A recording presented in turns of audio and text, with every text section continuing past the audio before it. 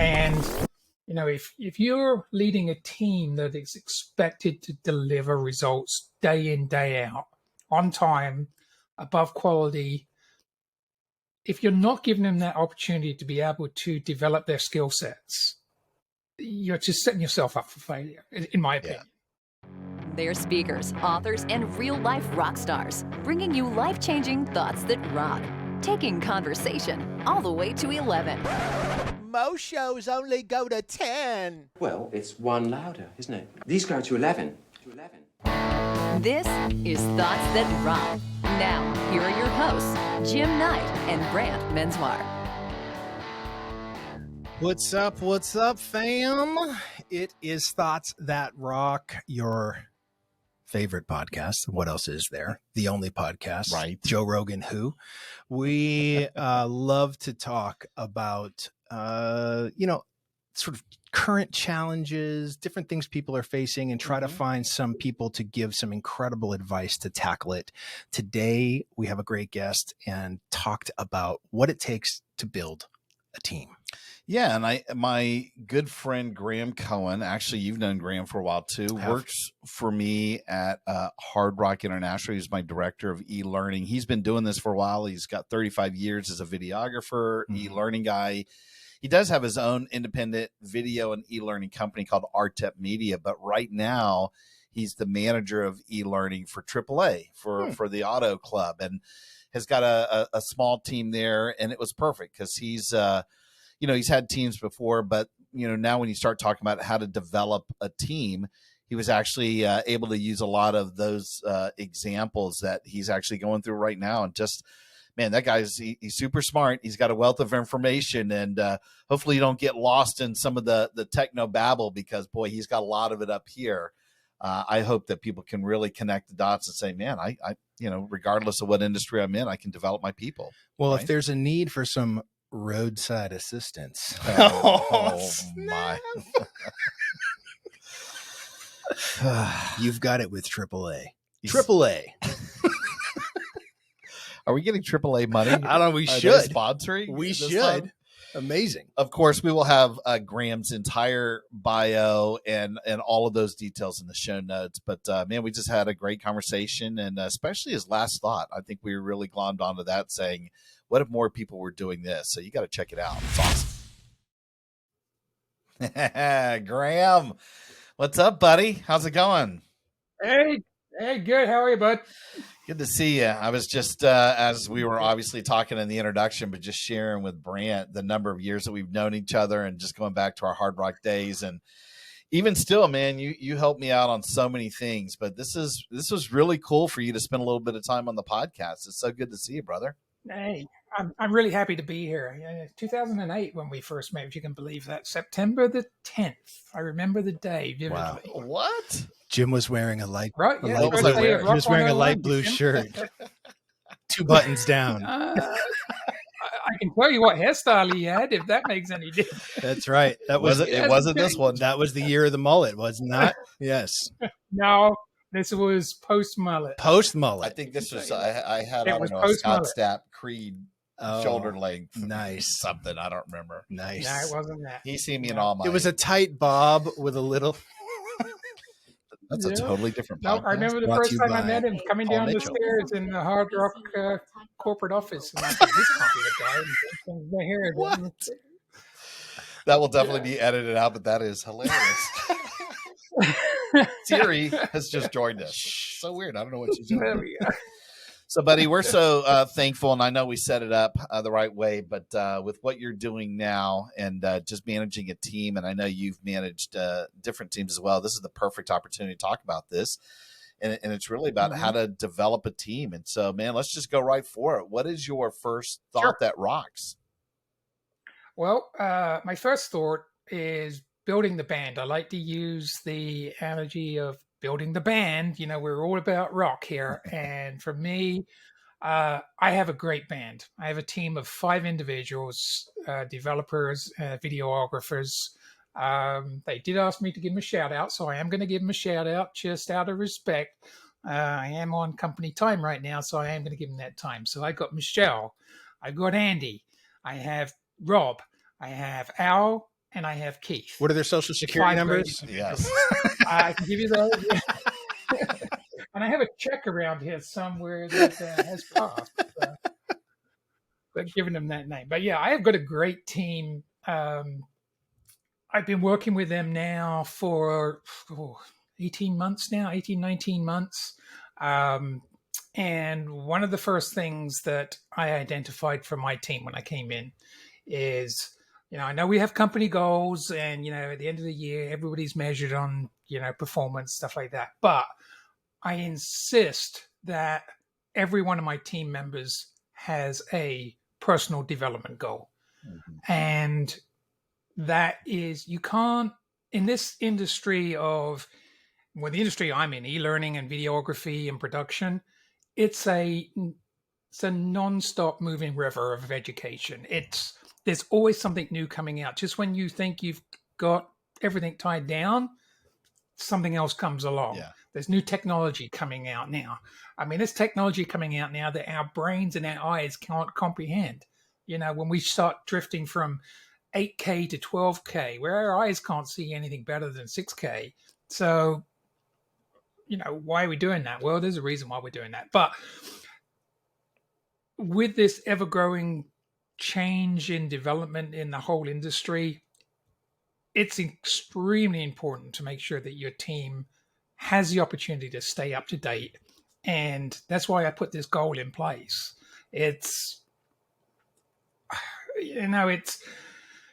Sometimes when I first came on board and I gave them this, they all seemed really excited having this opportunity. I mean, I have one individual, Rob, who always states, she goes, "This is great. I've always wanted to be able to do this, but I always feel like I don't always get the right opportunity." Well, I think they do have the opportunity. I don't think they know how to exercise it properly. And, if you have a boss that gives you that opportunity to develop yourself, it goes a long way. For me personally, I'm an education geek. I spend my evenings, I'm sitting in bed with my iPad. I'm on YouTube trying to learn something new. Yeah. Or, I spend at least every day trying to look at something that I'm going to expand my knowledge base.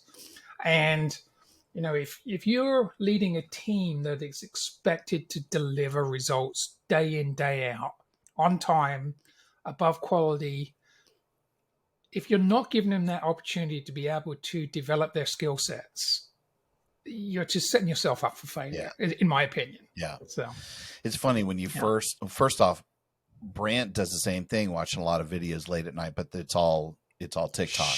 Yes. Yeah, it has nothing to do with educating himself. Yes, it's TikTok.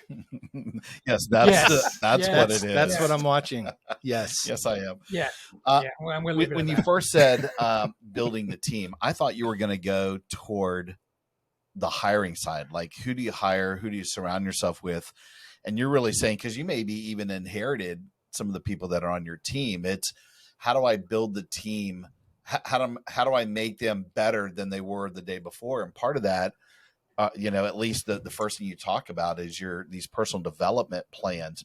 What would be in there when you say personal development? Is it outside of work, or is all of the development really about honing their business skills in some area? Well, both. But to go back on what you said about talking about hiring, and I purposely didn't go there because I went back and looked at stuff that you've done in the past, and there's a plethora of really good content on this site about hiring the right people and that type of stuff. So I don't want to sort of pretend to jump into that arena, because there are people out there that do it a lot better than I do. Thank you. But funny you should say that.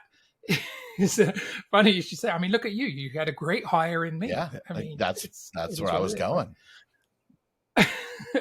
When I first started, I had a team of 4, and I did have 2 open positions that were frozen due to COVID. Mm-hmm. Nothing but, like, I think many of us in the industry, is that we all experienced financial freezes, growth freezes, nothing we could do. We had to wait until this pandemic was over. I got the opportunity to expand that, and I was part of that hiring process to add a member to the band.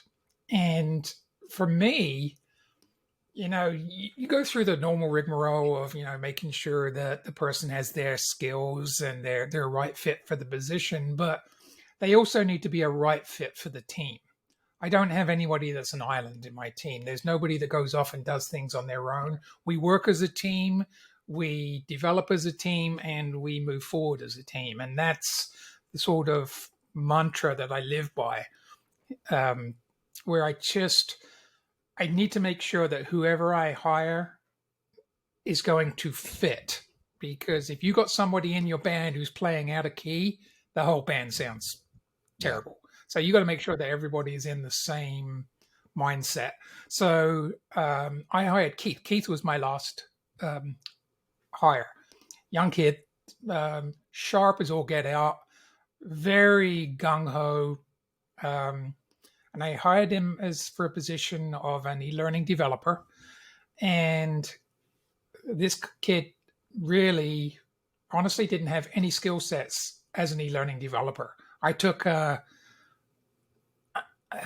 gamble on this kid because I wanted to have somebody that I could mold in my own image, so to speak.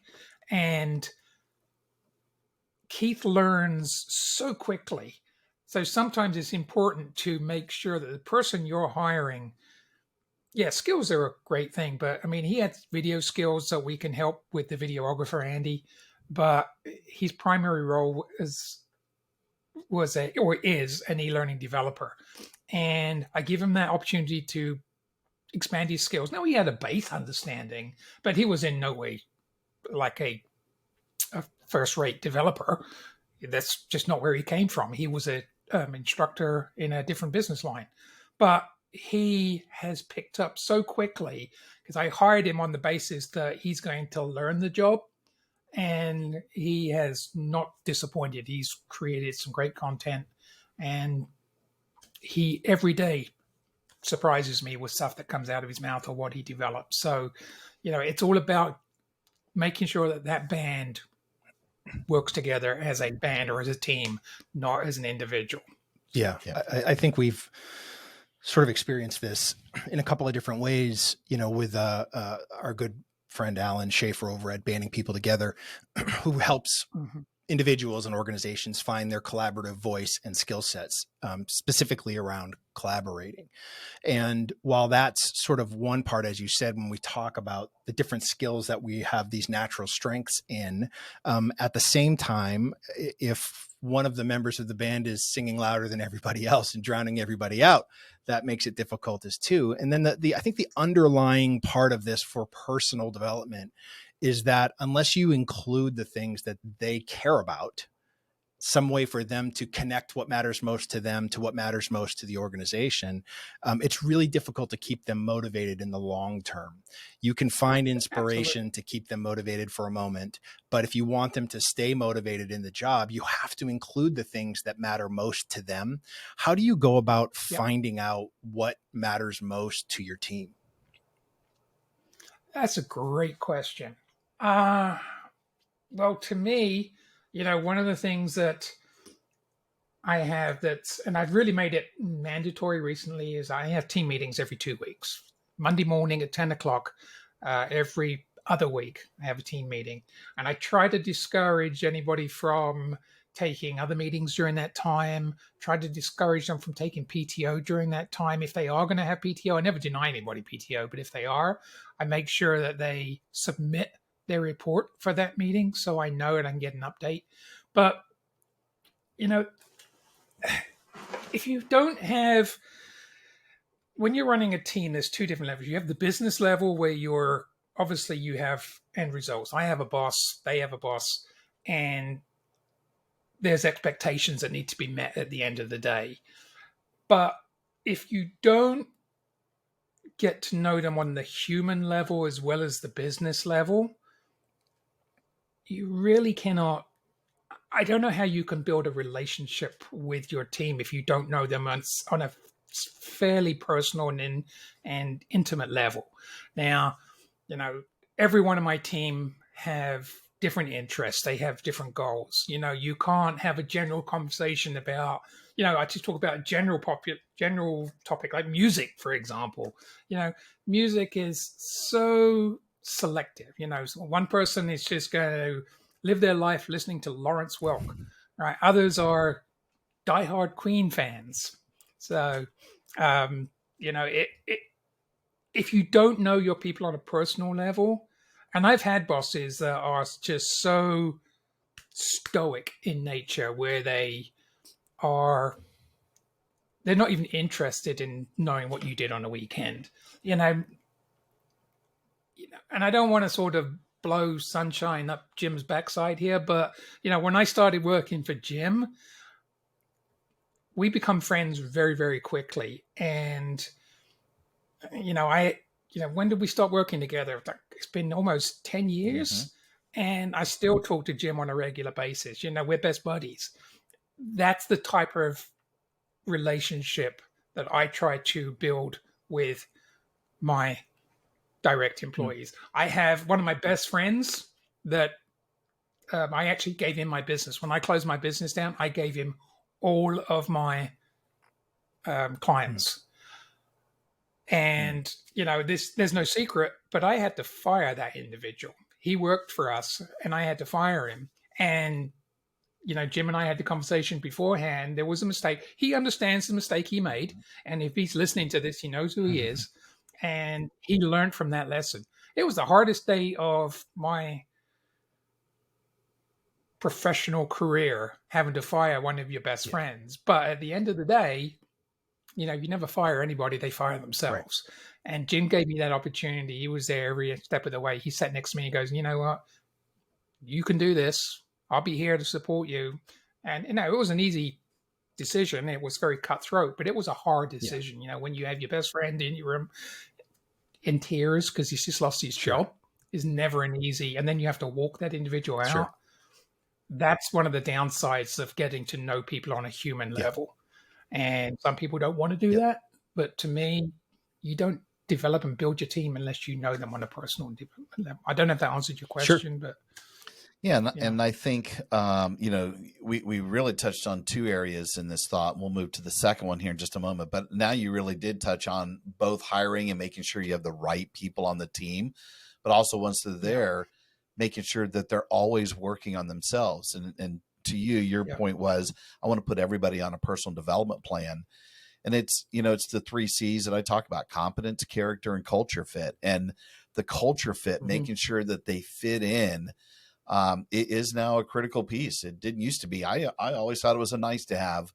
Competence and character, I could just stick with those two. But now, and you're just validating it. Culture fit is a big part of that. So let's talk about your second thought that rocks, man. All right. Yeah. So my second thought, selecting your instruments. So, ensure that you're well suited ensure that they are well suited for their instrument. So what did I mean by that? So we'll go back, talk about Keith again, right? Keith's going to be thrilled that we're talking about him so much here. But when I hired him to be part of the team, right, he was going to be an e-learning developer. And the main reason I put him in that position is that I know that he could take that role and run with it. And the skill sets that he came with, he had a instructional design and delivery background, but he was also an amateur videographer and photographer. And the skill sets that he brought was a real nice added bonus that I didn't really anticipate getting. And it was just a natural fit to put him into that role. There's no other way to explain it. He was just well suited for that particular position. And everybody that you hire and you put in your team, you've got your drummers, you've got your guitarists, you've got your lead singers, and you got your bass players, right? They have to know their instrument and they need to be able to play it extremely well, right? So making sure that your individual is well suited for the role that he needs to do within the band itself ensures that the whole team moves together and develops and builds as a as a united group rather than individual. Ironically, just before I signed on for today's podcast, I was putting in their personal goals in the system to make sure that they were well documented. So at the end of the year, when we go back to review that we can see exactly what was accomplished. So, for example, I will share that for Keith's personal development, again, good old Keith, his personal development for this year is visual and graphic design. He wants to expand his knowledge on visual and graphic design.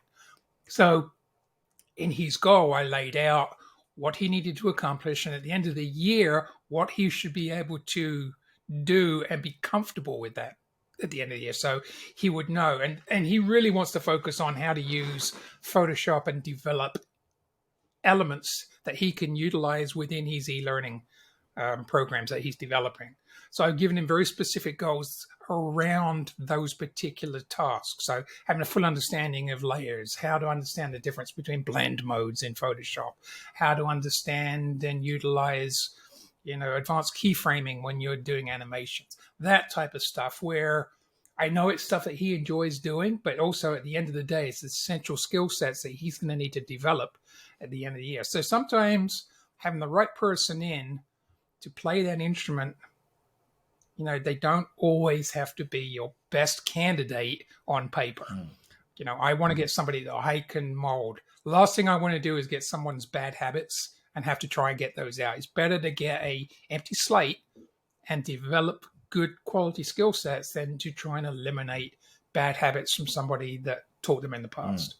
And I've had plenty of experience with that. So, this might not go along with when you're saying select your instruments, but I see, we joke all the time. We see all these kids today that want to be a professional YouTuber. And I go, the chances of you making it are one in I don't know, 100 million, let alone that you'd actually make money off of the thing. But I'm always interested in trying to see, would the parents, would their friends, would somebody help convince them to maybe focus on coding, learning code, something that I don't know. It seems like schools should almost be teaching this now. And I don't know how much that plays into your world, but I'll use our good friend, Brandon Hill, who worked for us at Hard Rock. You still have a great relationship. He does stuff with you. He's doing stuff with our sister company, Buki Call.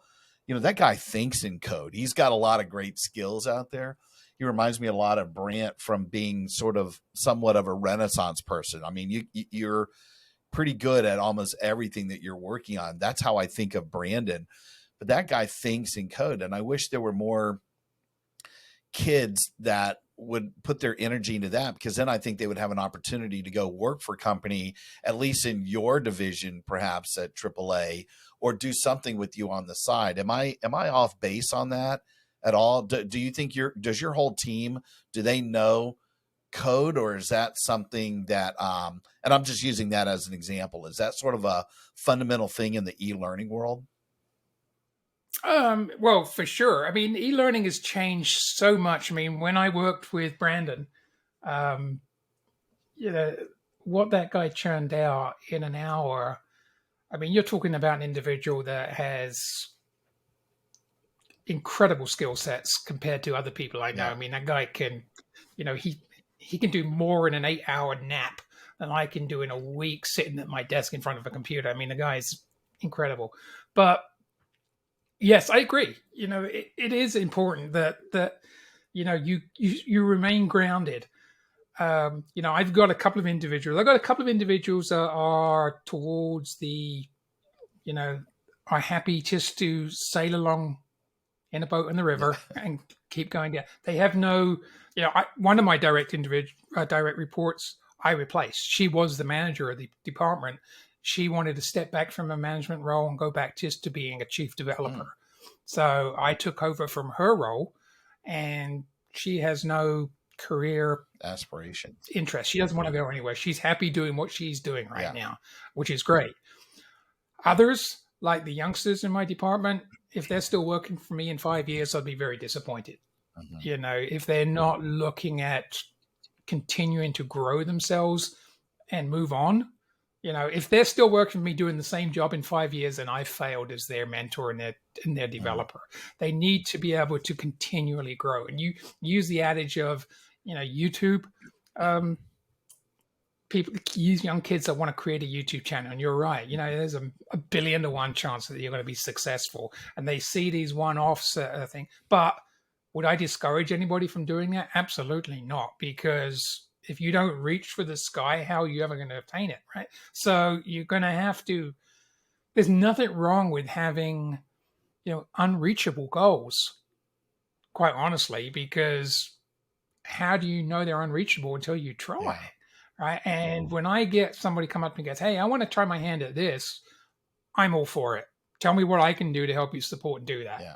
Because at the end of the day, how do you know? I may have another Brandon Hill sitting in his chair at home just waiting to burst out. And if you don't give them that opportunity, they're never going to discover themselves. So that's all about developing the band. And you bring up a really good point, is that you've got to give them that opportunity. And as a seasoned manager, I'm 56 now. I'm getting to the tail end of my career, and I'm starting to wind down.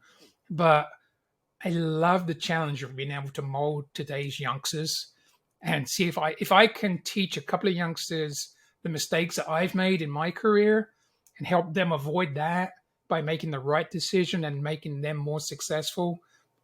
Great. Yeah. That's what my role is, I see. That's amazing. Tell us your third. What is your third thought that rocks on building a team? Right. Well, this is the last one. This one's really important. So this is tuning your instruments, give them time to practice. So one of the things that I insist on everybody in my team is that they spend a minimum of 1 hour a week on sharpening their axe. Now, mine is Friday afternoon at 3:00. I have an hour cut aside, and it says right on my calendar, sharpening my axe. And at that point, unfortunately, there are times when I can't get that opportunity because my boss is pulling me into meetings. And if my boss calls me into a meeting, then I can't do it. But I will always spend that hour somewhere else. Now, for me, an hour a week is the bare minimum. I'll spend a lot more than an hour a week sharpening my axe. I'm always, when I'm having my lunch, I'm on YouTube watching something. I'm having a cup of coffee and taking a 5-minute break. I'm watching a YouTube video.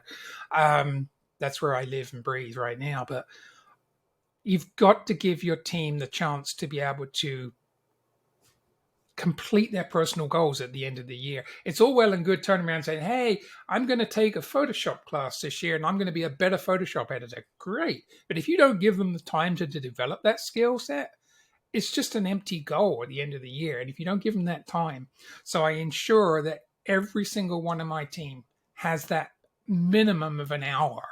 And I've got a couple of them, like Andy, my videographer, right? And he's been in the role for a while and he's still learning and he's got other things. And a lot of the times he'll reach out to me and say, hey, can we do a power session and we'll get on the WebEx and we'll share a screen, and I will teach him something within that hour that I know, or that's something, hey, I'm trying to learn this. Can you show me how you go about doing it?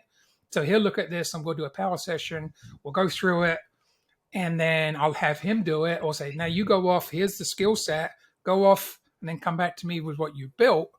And if you have any questions, I'm here for you. And we do that a lot. Sometimes we'll have group sessions. I like doing lunch and learns where, I've come up with something that I think the team will benefit by.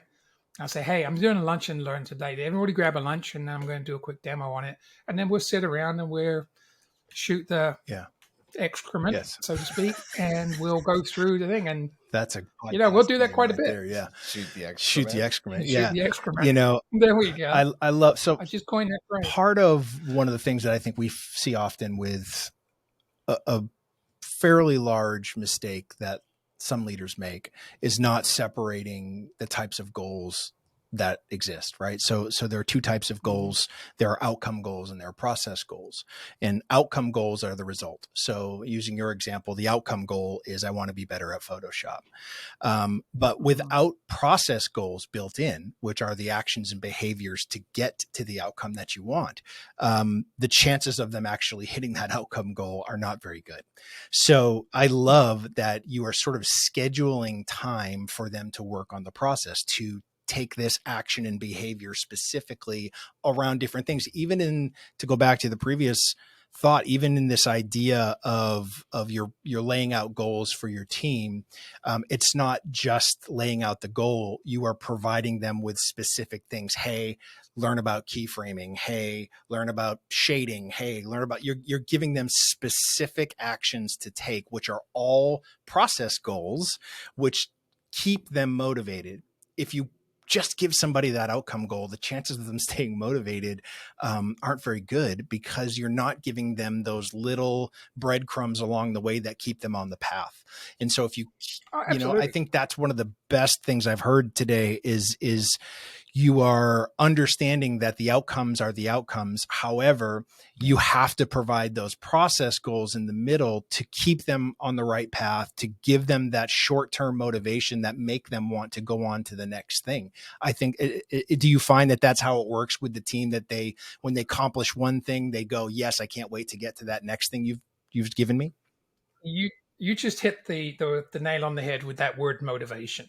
And that's the big, if there's one takeaway from this and people are listening to this, it motivates the team. You will be surprised how the result that you get from a team member learning something that they've always had an idea how to do, but they have no clue on how to accomplish it.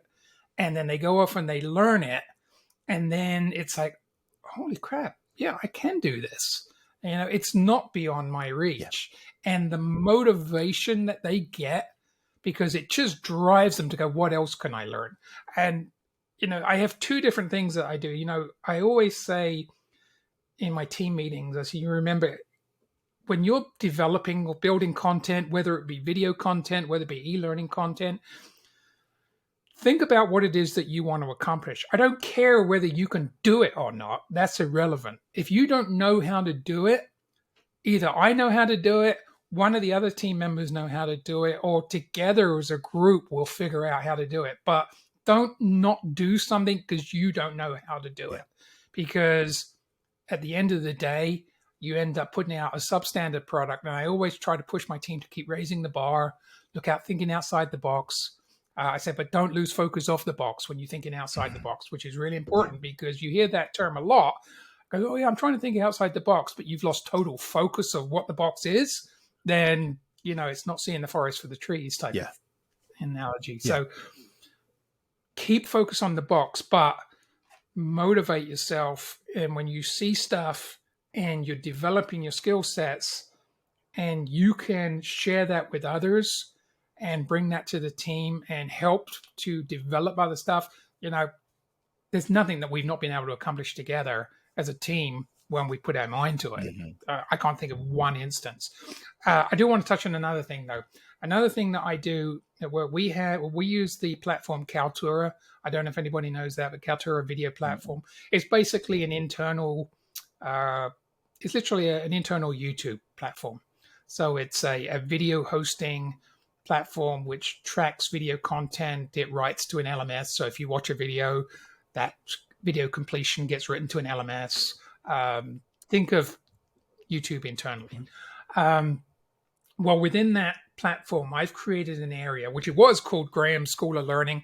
I've changed it now to Learning Technology School of Learning.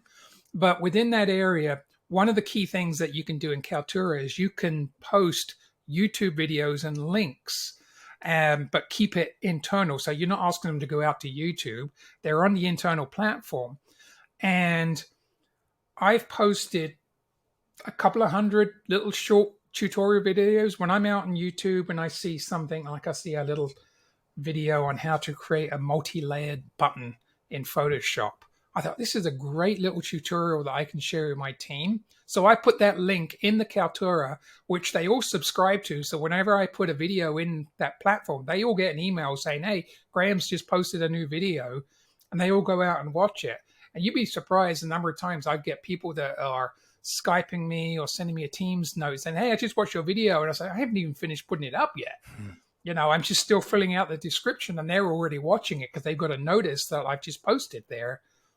You know, that's the inspiration for me, just to keep going out and finding that stuff, because these guys are champing at the bit for more knowledge. And yeah, when you have a team that are champing at the bit for that, you have nowhere to go but up, in my opinion. So, and I also encourage my team to post to that site. If you see something that the others are going to benefit from, post. Don't wait for me to post, because I don't want to be the only one posting to this site. When you see something that's going to benefit us as a group or a team, post to it. Yeah. And, you know, they're starting to do that. So, especially Keith. Keith is gung-ho about that. Keith's getting a gold star in this podcast. He's like the teacher's pet right now. He's going to be a future guest on Toss That Rock, I guess. In a couple of years, maybe. Well, we see what you did there with the music analogies. I like it with your 3: build the team, select your instruments, and tuning your instruments. Particularly, like you said, this last one of giving them some type of a process goal. I think that's a really good one.